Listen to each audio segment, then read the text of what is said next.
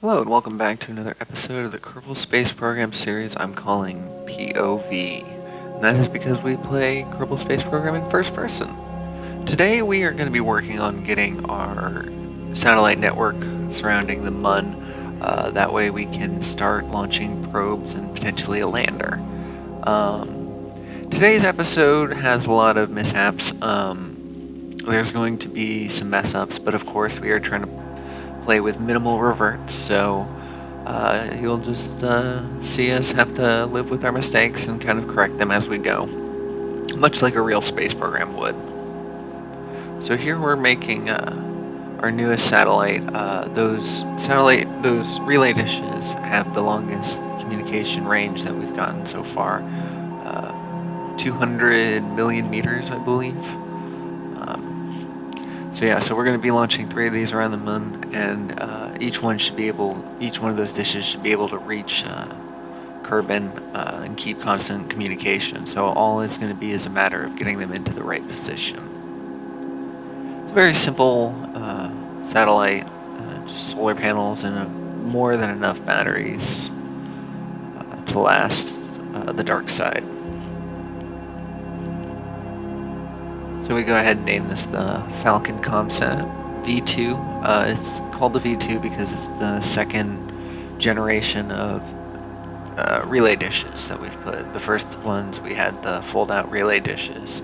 These are going to be the second version, and there's at least one more version that we're going to make for around Kerbal. So yeah, just going ahead and set my action groups, and then did my auto strutting. I think I did my auto strutting a little while ago. I was talking over it, but that way everything is perfectly aligned, and all 3 of them can be deployed basically within the same launch. So then, just to have a little bit more control, I go ahead and put in some reaction wheels on each of them. And I tried setting up an action group to turn them off, so that way craft doesn't have too much torque, but I wasn't able to figure out how to do that, so I just didn't. And now we're making the delivery stage, and I decided that I wanted to make this able to deorbit itself and then crash into the surface of the Mun to try to reduce space trash. I find this very ironic because, as you can tell from the name of the episode, we are going to be making a bunch of space trash. The fatal flaw I have here is I did put solar panels and batteries on there, but I neglected to put a communication dish, so I have no way, when I go to deorbit this, I will have no way of controlling it. But of course I don't know that yet. There's quite a few things that I see in hindsight where I could have done better. And that's one of the things I've kind of been enjoying about this series is that, or just doing YouTube recordings of it in general, is that I can see places where I can do better. I can go back over my launches and see the reasons why things messed up. So my craft is just slightly too tall, so I come out there to see if I could upgrade the building, but I can't. So I decided to take out a piece, which is that reaction wheel. Although I probably should have kept that one because that would be more important, and I could have gotten rid of the reaction wheel on that stage right there. Especially since we don't end up using it, really. So now I'm just going through and auto-strutting everything because this is a tall and slightly unwieldy rocket, so we want to make sure that it has its best chance of keeping straight and being Kraken-proof. Alright, so once again we're in the mission control room, and we go ahead and set up our screens the way that we want them. I did forget to put on a booster cam on this, so we won't have any visual from our launch. We're just going to be having our numbers in our telemetry, that vessel view right there up in the top right. So this is going to be a pretty typical launch. I'm going to go ahead and fast through the majority of it. We're going to be kind of speeding through some things here to make sure that we get everything within a good time frame. We're not taking too long. So yeah, so this is gonna be the first one. I'm now at a pretty solid apoapsis, and I'm getting ready to drop off my stages, my side boosters. As you can see from the vessel view, that they're grayed out, so that means that they're out of fuel. And then our thrusters stop because we reach our desired apoapsis. Excuse me.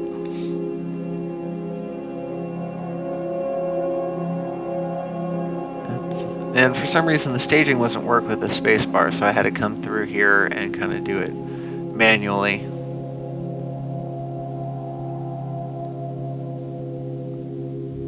Yeah, I wanted to make sure that I didn't overstage because the spacebar wasn't working. I didn't want to stage more times than not. And the importance of staging is seen right here. As you see, I'm trying to move the fairings around, but having trouble. I should have paid more attention to that in the VAB.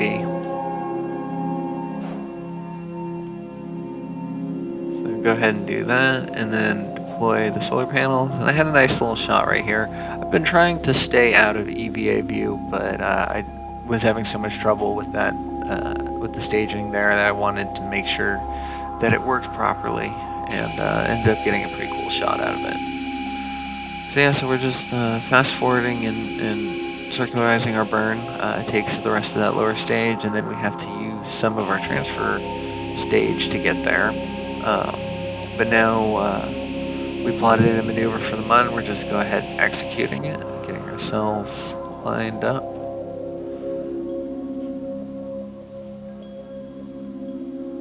There we go. Now we can look. So since this has 200 millimeters, I'm aiming for about 1 millimeters 500. I think I end up settling at 17, or 1,700,000. So now I decide to do some manual burning, just going back and forth a little bit. I adjust my throttle down to have better control. And I'm just going to be flopping back and forth between retrograde and prograde until I get an altitude that I enjoy.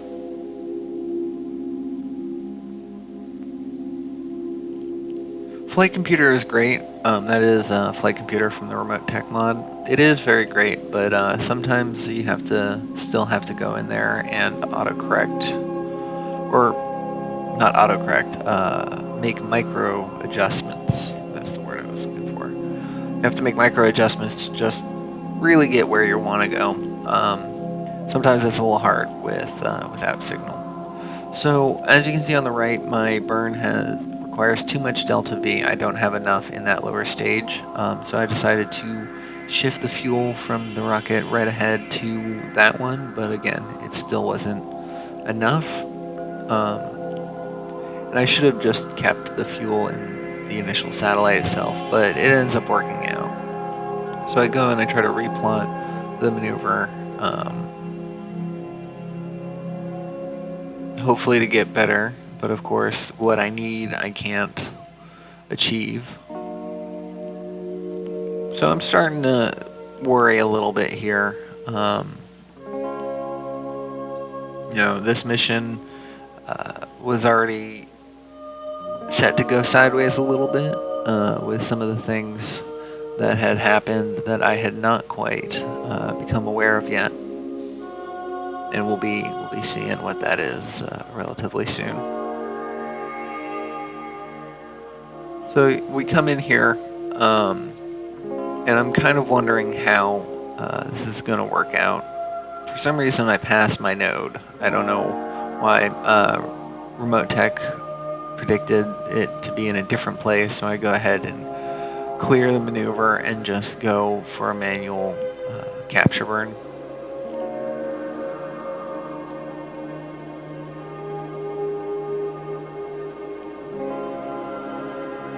And I'm told that I don't have enough delta V to make it, but that's because it's not taking into consideration the other stages. So I go ahead and stage that last bit and use the fuel from the back satellite, and that ends up being enough. I go ahead and put the throttle up to max because we don't need to be as precise at the moment. And pretty soon you'll start to see that orbit line come in. Yep, there it goes. And with a little less than a third of our fuel left, we go ahead and get ourselves at the appropriate height that we want. Yeah, 1,700,000. So we go ahead and plot that into the flight computer, and then we unplot it and adjust our throttle so we can be precise with this burn. I don't know that you need to replot it in. I think the flight computer just readjusts its calculations as far as like when you need to burn and for how long. I think it does it automatically, but I just found it to be a habit to clear the plate and then readjust it.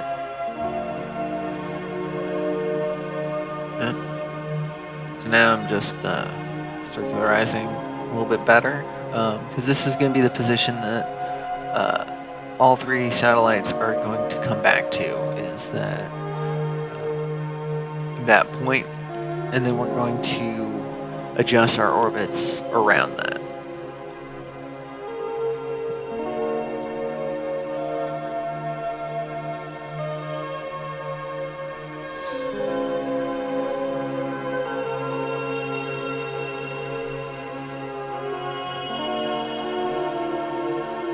So now I go ahead and decouple that first satellite, and then I'm changing its name, so that way it'll relay to be the MUN 1, so that way I know that is satellite number 1.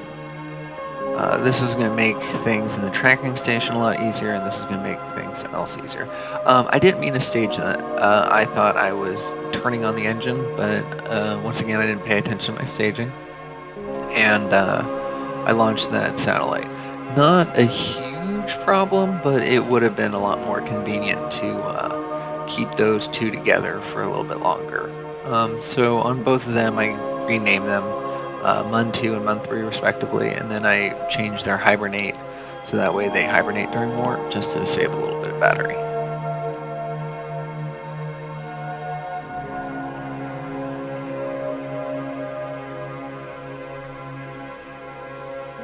And then I bring one of the satellites, I bring its periapsis down a little bit, so that way we can start getting them onto different orbits.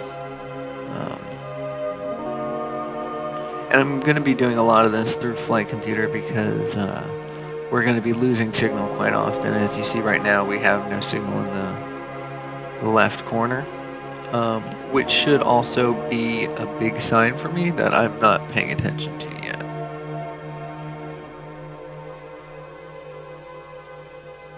So I can't control that one, so I go and I switch to a different one. And I should also be noticing that the satellite that has connection has little lines radiating out of it to show that it's connected. This one, I can't do any commands, and then I look in the top left and I see that there's no connection. So I start looking around to see if RemoteTech is the problem. Maybe I'm just too far, maybe something else is the problem. So here I try to connect with the delivery vehicle, the one that we lost control of, and that's when I realize it has no relay dishes. It has no communication at all. So that is just going to be space trash that we can't do anything about. But funnily enough, it ends up getting an encounter with the MUN, and it's on a collision course. So we get to clean up that space trash right now, and that was nice. That is the only bit of space trash that we'll be able to clean up this whole episode. But we have plans for what to do with them later. We're going to be using some of them for science, and then eventually down the line, once we have a space station or a lunar base going and we have extraplanetary launch pads active, we're going to be collecting all these dead satellites or obsolete satellites, and we're going to be turning them into rocket parts to further our goal of extending out into the solar system. We're going to try to launch from either the Mun or Mid-Miss once we discover Mid-Miss.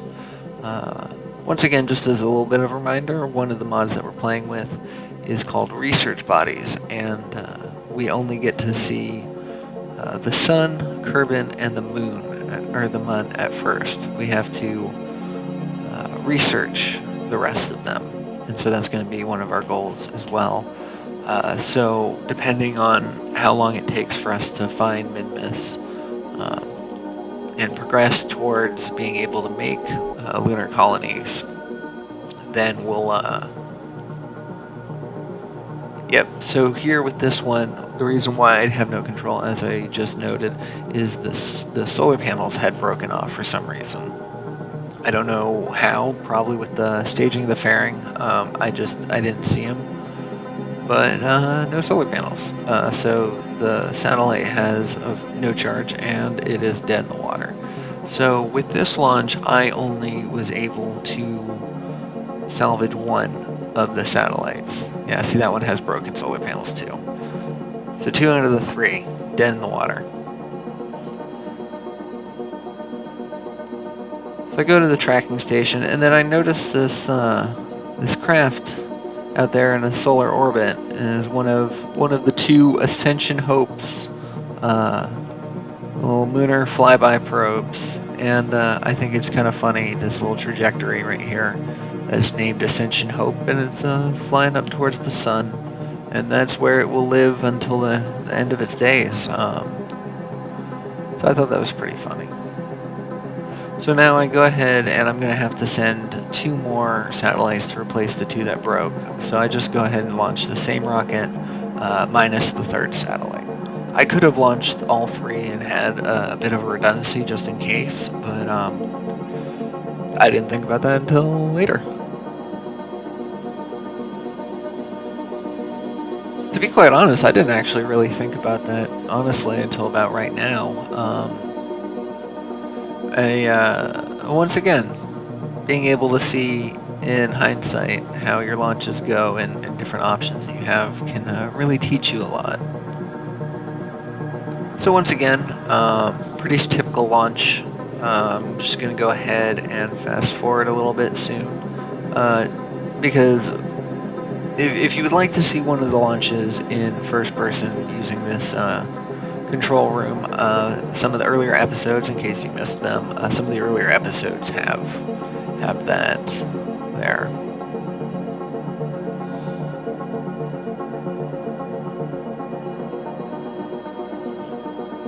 So now we just plot our course for the Mun. And already we're making a lot of mess with all these lines, all these satellites pointing this way and that.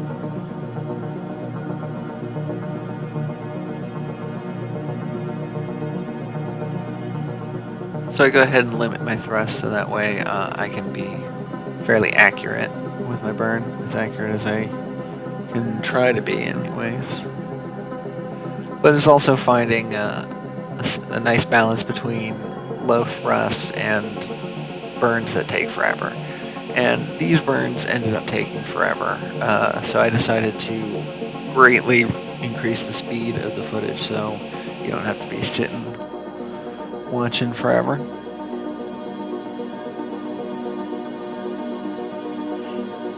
So yeah, so we go ahead and send ourselves out there. I should have set all the probe cores to hibernate on warp before even doing that far, but of course I don't think about that at the time. There's going to be some times in this series where I don't do things the most efficiently, and I will always encourage people to tell me in the comments things that I could have done better. I would like to know that. If you know this game, or even just kind of can see things that would be better, please let me know down in the comments. But again, as we're doing very minimal reverts, there's going to be some less than perfect launches, some less than perfect orbits.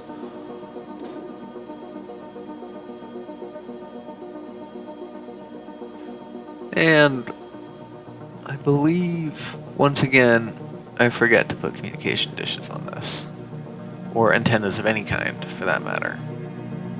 So more space trash.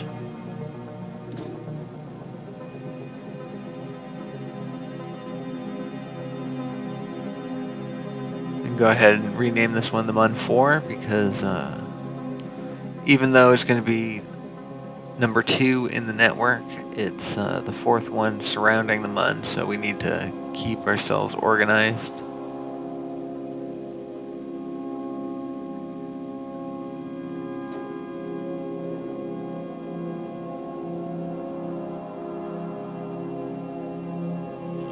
And for the most part, I kind of give up on the mission control room for this, because this recording ended up taking so long, and I just wanted to get the correct precisions that I can. I spend most of the time in the map view.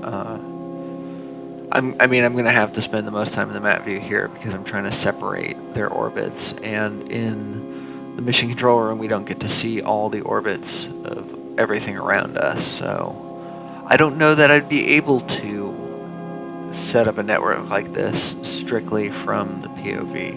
And I applaud greatly anybody who can do that in real life, because that is an amazing feat, and I think, honestly, I'm just in awe. I'm impressed at what we can do.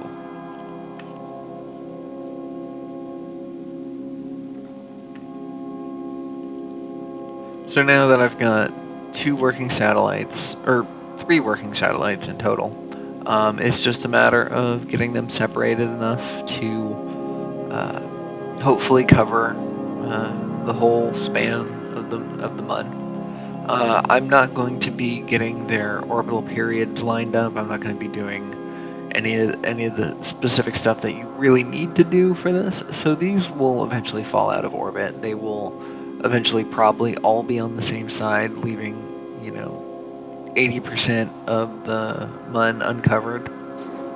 But hopefully by the time that happens, we will have unlocked the better satellite dish, or the better communication relay dishes, and we'll be remaking the network itself anyways. And that one I'm probably going to do off camera if I'm remaking a network either above the MUN or above Kerbal. Maybe I'll show the building of the craft to show you what kind of relay it ends up becoming, and then I'll probably make the network and then show how the network looks, and then move on with the rest of the episode. But for each planet, each celestial body, if I make a network for Minmus, I will be showing that. It would be just the updating to the network that I will skip. Because I don't want too many episodes that are the same. I don't want, 7 different communication network episodes, because I think that'll get a little boring. I'm very excited to get into first-person crewed missions, and that is CREW, crewed. But for now, we need to just work on sending a probe to the MUN first, and we'll be potentially doing that in the upcoming episodes. So thank you so much for watching. If you like this, please give it a thumbs up, and I will see you in the next one. Take care.